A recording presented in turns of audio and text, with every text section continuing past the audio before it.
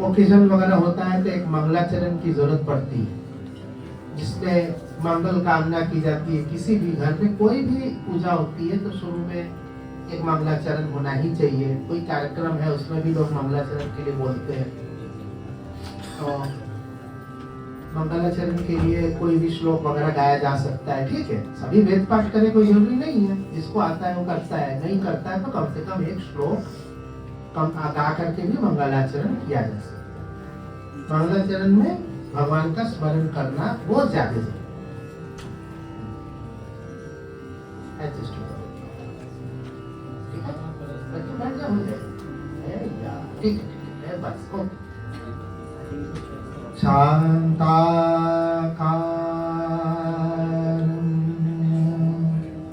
भुजगशयनं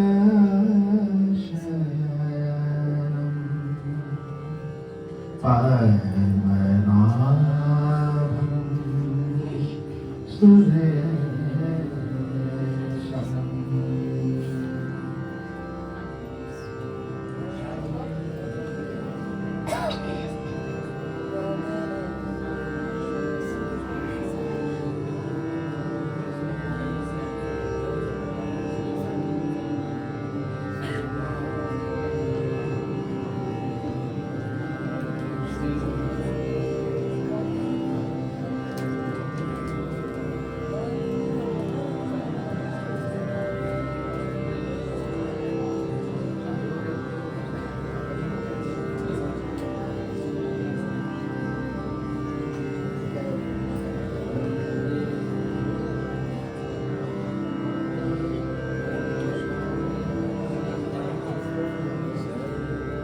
शांताकारं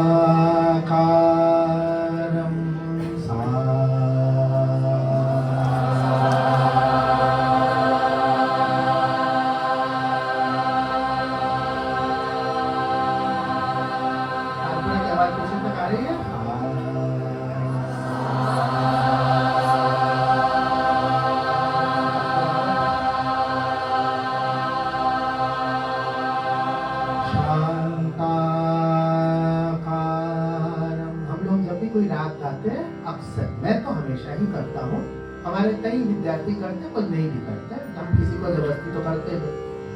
तो हम कोई भी एक श्लोक के सहारे शुरू करते हैं और अमूमन हम उसी राग में गाते हैं जिस राग में हमको आगे परफॉर्मेंस करना है। रागश्री गाना है तो रागश्री, दरबारी गाना है तो दरबारी।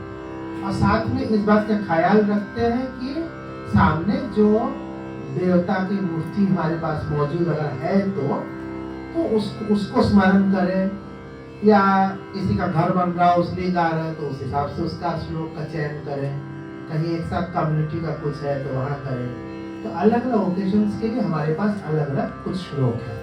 गणेश के अलग, देवी के अलग, सूर्य के अलग, सुबह बनारस है तो सूर्य का आदिदेव नमस्तुभ्यं चलता है, अलग अलग चलता है। प्रातः स्मरामि के कई होता है, हृदय संस्फुरदात्म तत्त्वम, ये चलता है। सब अपने अलग अलग जगह पे अलग। लेकिन ये जो श्लोक अभी हम गा रहे हैं इसमें कई श्लोक, कई राग मिश्रित है। ये एक ऐसी ही रचना रागों की मिलीजुली। शांताकारं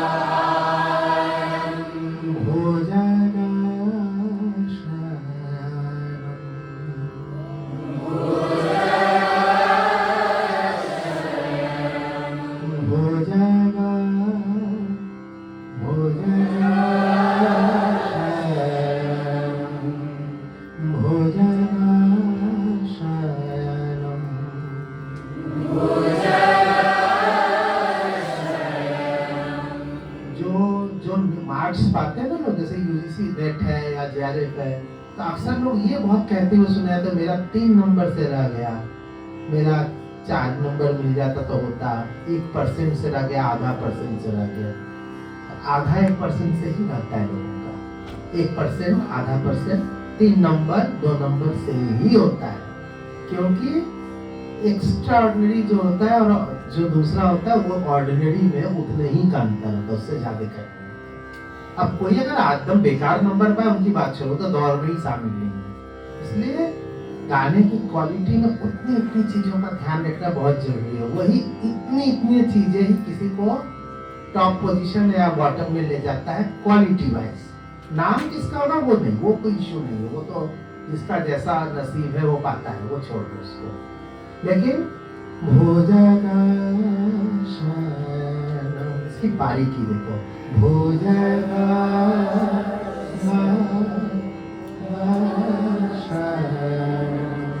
और लोग कहते हैं भोजगा तो भोजगा शयनम, भोजगा शयनम, भोजगा शयनम, भोजगा शयनम,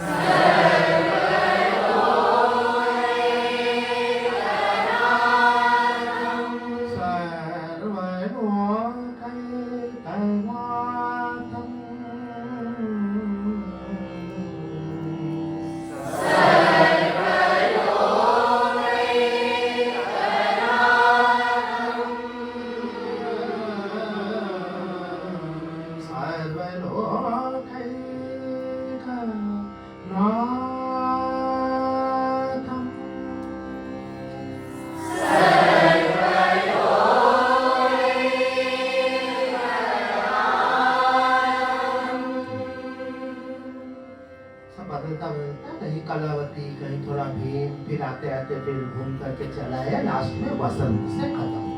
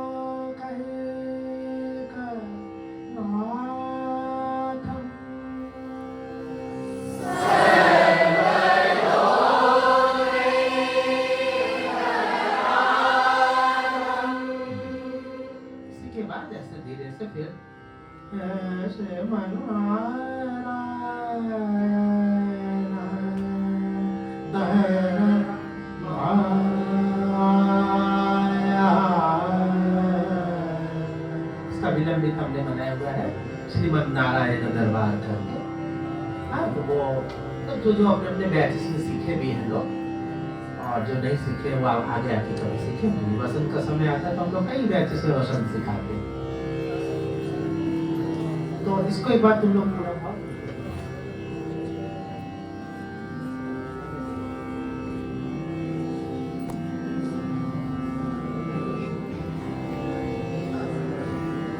हम लोग शुरू कर रहे हैं। अभी रुक जाओ, रुको, एक मिनट बैठ कर इसके बाद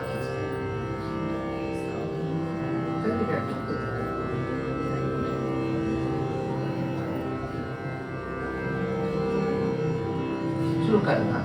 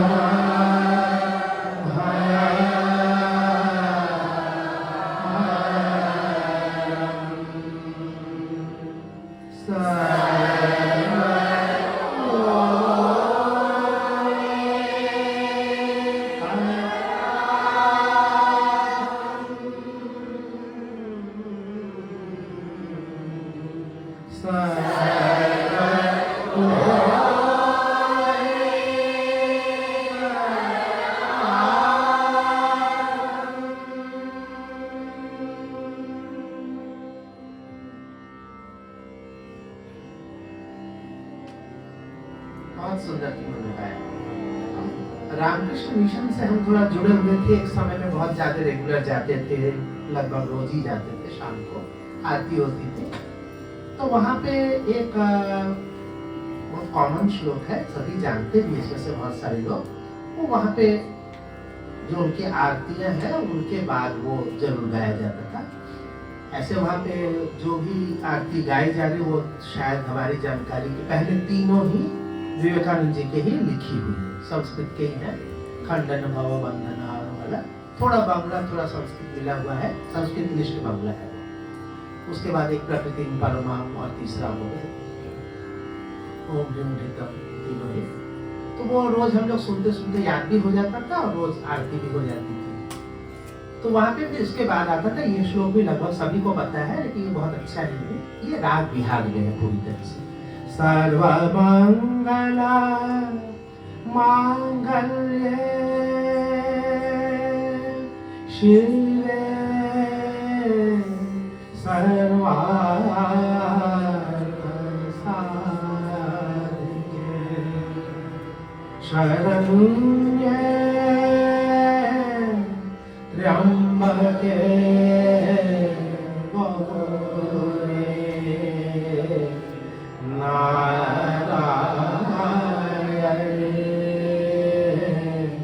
नमोस्तुते।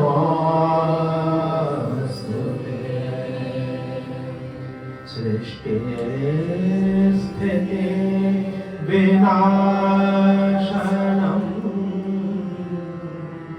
शक्ति भूते सनातने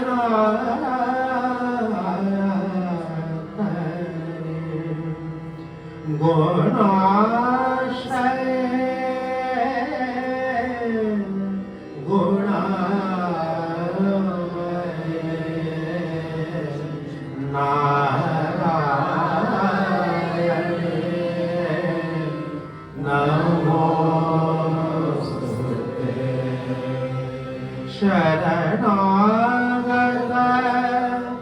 दीनार्थ परित्राण परायणे सर्वस्यास्ते हरे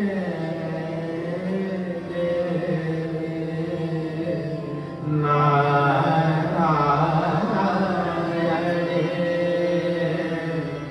नमोस्तुते। जय नारायणे नमोस्तुते। जय नारायण नमोस्तुते। जय नारायण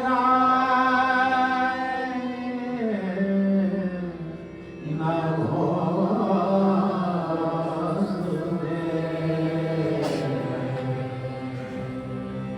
ये मात्रिया इसका कहाँ से ये है? ये देवी सप्तशती भी कहीं आता है या कहाँ से आया ये? किसने? यहाँ पे कई लोग अपने अपने ढंग से अपना अपना काम करते हैं, ये सोचे बिना कि आप कहाँ तक पढ़ते होंगे। जैसे हमारे डॉक्टर योगेश हैं, ये संस्कृत के पीएचडी है और एक जगह शिक्षक भी है।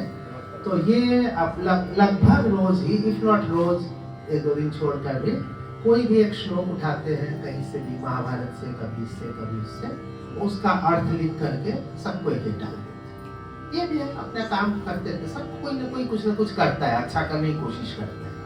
उसमें से ये भी एक अच्छा काम करने की, तो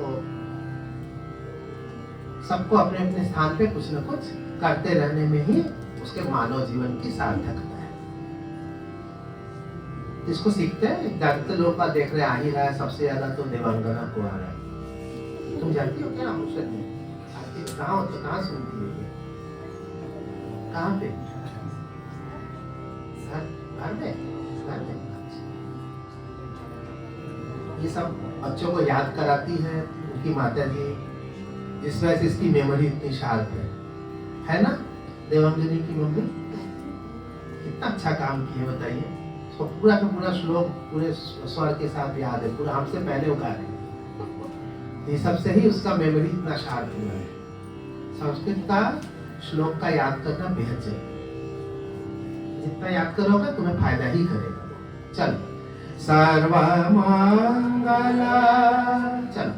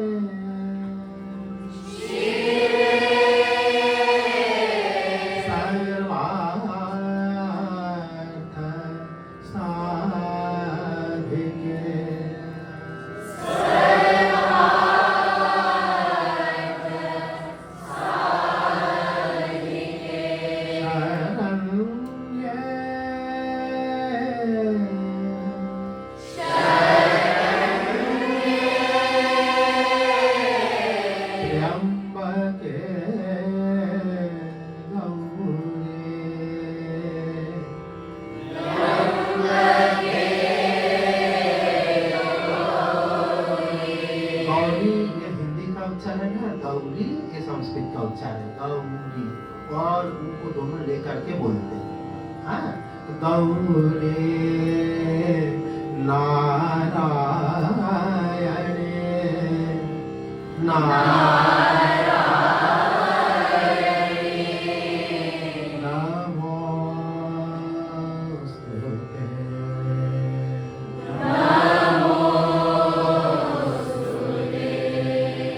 सृष्टि स्थिति विनाशनम्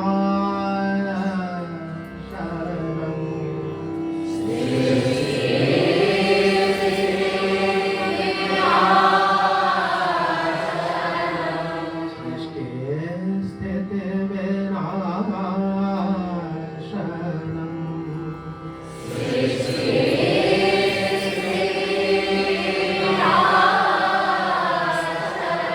शक्ति भूते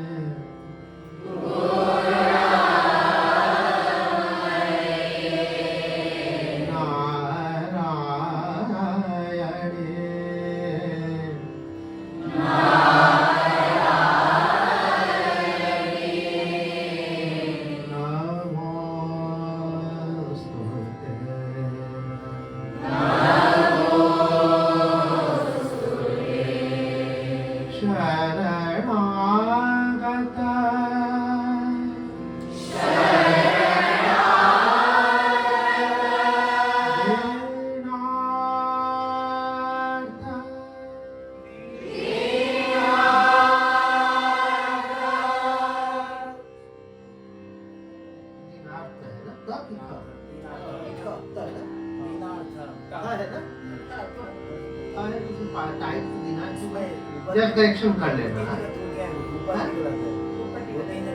इधर भी करो। आप इसको अगर हो सके तो करेक्ट करके हमको दे दीजिए, हम इसको जब इसको रीशेयर कर लेंगे। कोई भी एक नया पीडीएफ बना दीजिए जिससे कॉपी इसमें नेट से लिया वो तो इसमें हाँ गलतियाँ इसमें ज़्यादा हुई। किताब से लिया हो तो इतना टाइप कौन करे, बहुत ज़्यादा है ना। दीनार्थ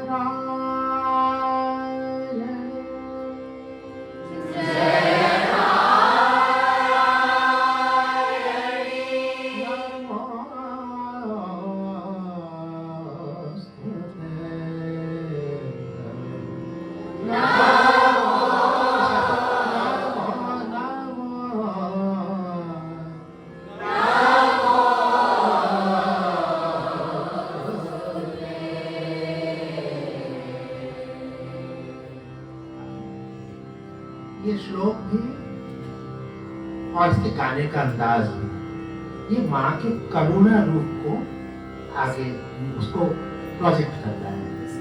हम इस समय एक बड़े ही संकट से जूझ रहे हैं। वो संकट है कि हम अपने देवता को उस ढंग से देखने लग गए जिस प्रकार की हमारी मनोदशा है।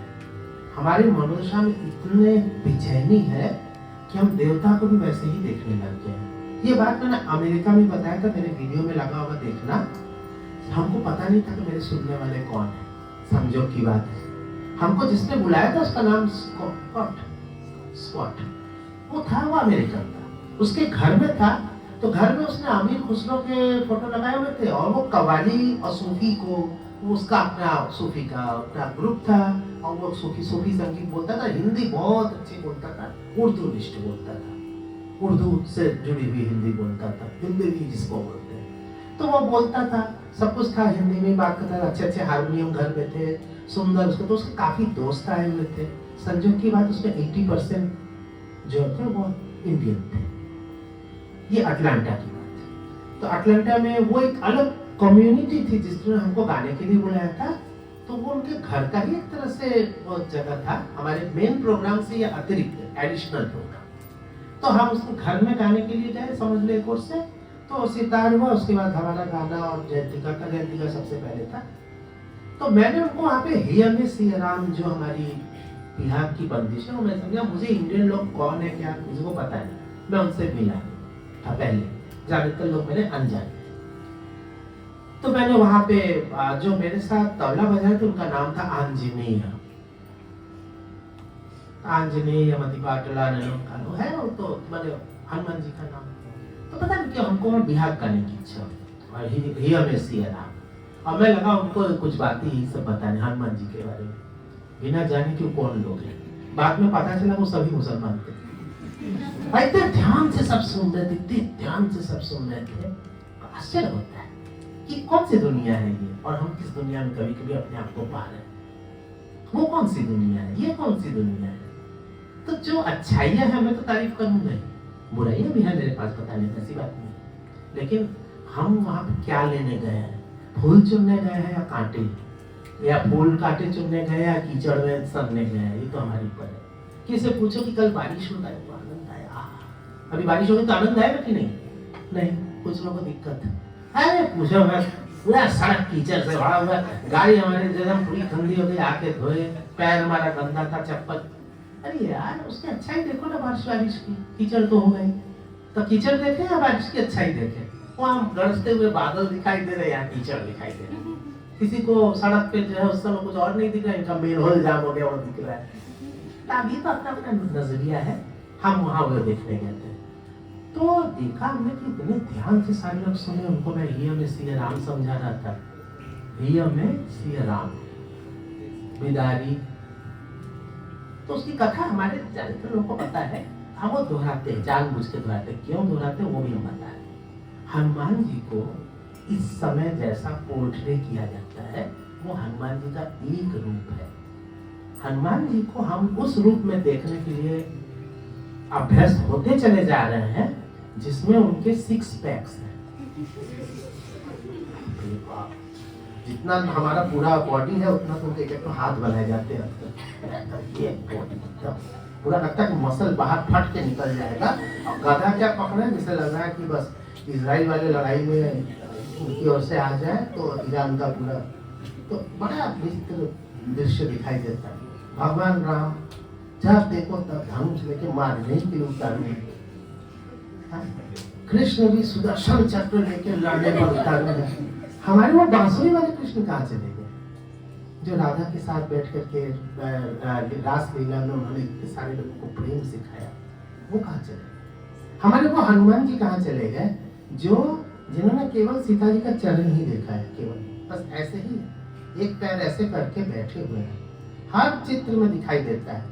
वो सिर्फ देख रहे हैं भगवान राम के चरणों को, सीता के चरणों को।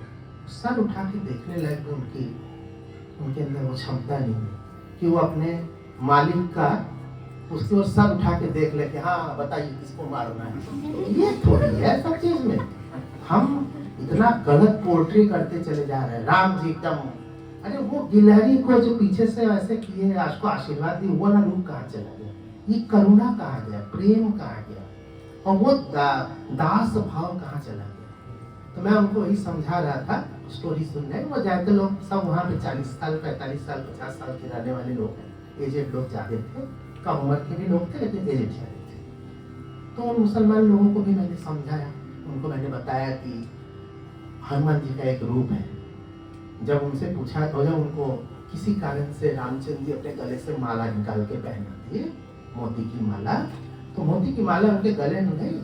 थोड़ी देर में उन्होंने निकाल के उसके मोतियों को दांत से तोड़ते तोड़ते पता नहीं क्या खोजने लग गया, फिर फेंक देते, सब खराब कर दिया।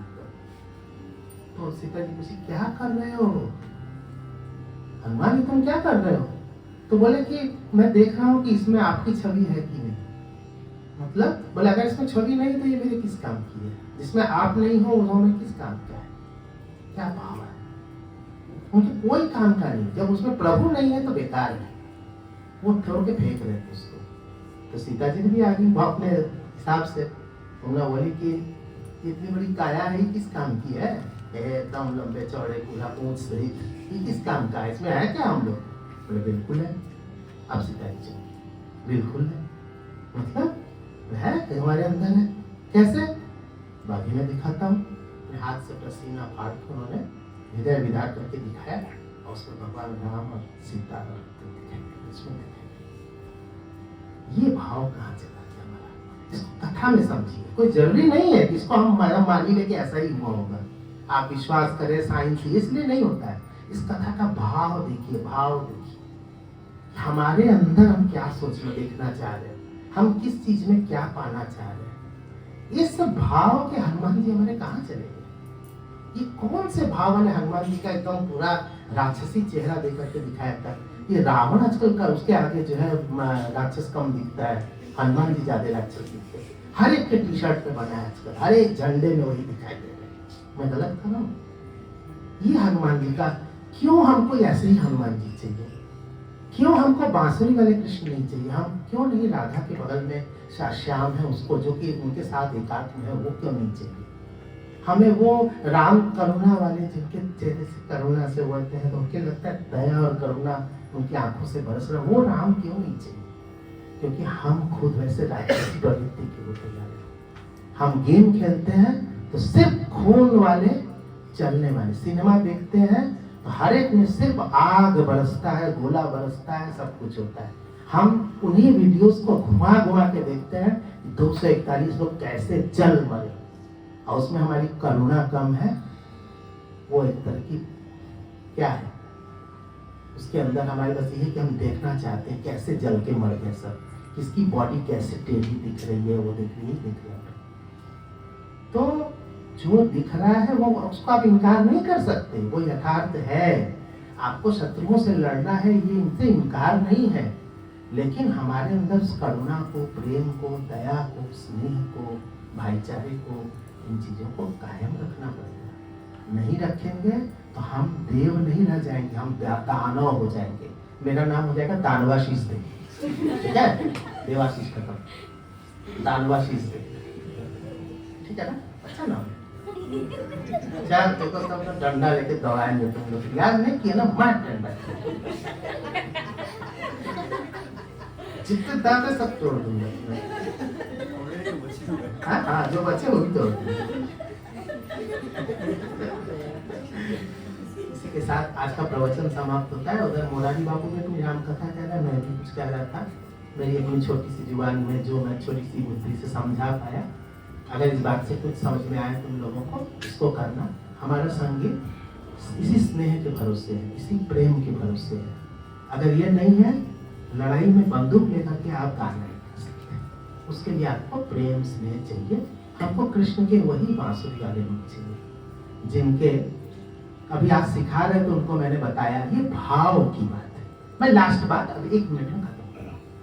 मेरी एक बंदी से चंद्रया मेरे, ध्यान से सुना शब्दों को, चंद्रया मेरे शरद रे तो मधु चंद्रमा नीरव निरखे निज छवि पुष्प कामिने शरद ऋतु मधुर चंद्रमा नीरव निरखे निज छवि पुष्प कामिने शरद ऋतु मधुर वेणुध्वनि प्रतिध्वनि तद्शाचहु कमलिनी सिहरे कमलिनी सिहरे मलय झुके कहूँ ऐसे मधुर रागिनी शरद। आप कल्पना करना है, हमारे अंदर इमेजिनेशन को डेवलप करना है। क्या इमेजिनेशन है? हमने जो इमेजिनेशन किया है वो मैं बता रहा हूँ। कोई जरूरी नहीं तुम्हारा इमेजिनेशन हमसे मेल का है, फिर भी मेरा इमेजिनेशन भी सुन लो। इमेजिनेशन मैंने इमेजिन किया कि एक बहुत बड़ी पहाड़ी की घाटी है, मैं थोड़ा ऊपर की ओर खड़ा हूँ, चारों ओर पहाड़ी से घिरा हुआ एक छोटा सा तालाब जैसा छोटा सा सरोवर सा दिख रहा है। पहाड़ी की बात है, मेरे आसपास कोई नहीं है, एक चांद है ऊपर और उसकी प्रतिच्छवि जो है वो सरोवर में बिखर रही और कहीं से पुष्प कामिनी, कामिनी के फूल छोटे छोटे सफेद सफेद होते जो रात को खिलते हैं, एक पेड़ में झाड़ की तरह काफी फूल आते हैं, इतनी सुगंध होती है उसमें।